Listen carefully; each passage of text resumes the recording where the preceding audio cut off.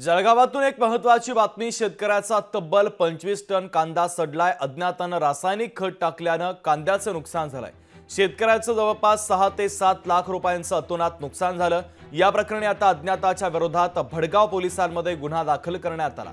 महत्त्वाची बातमी आपण पाहतोय। जळगावात खोडसाळपणा समोर आला। एका शेतकऱ्याचा 25 टन कांदा सडला, कारण अज्ञातानं रासायनिक खत टाकल्यानं कांद्याचं नुकसान झालेलं आहे। शेतकऱ्याचं जवळपास 6 ते 7 लाख रुपयांचं हे नुकसान आहे। अज्ञाताच्या विरोधात भडगाव पोलिसांमध्ये आता गुन्हा दाखल झाला आहे। जळगाव तालुका इथून माझ्या 4.5 क्विंटल कांदे होते, त्याच्यातून 200 क्विंटल पूर्ण रासायनिक खताने कोणीतरी अज्ञात व्यक्तीने याचा टाकल्यामुळे पूर्ण खराब झालं।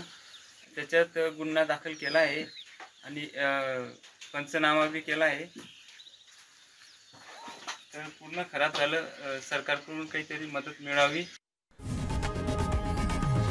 लोकशाही मराठी ऐका, पहा, जागरूक रहा।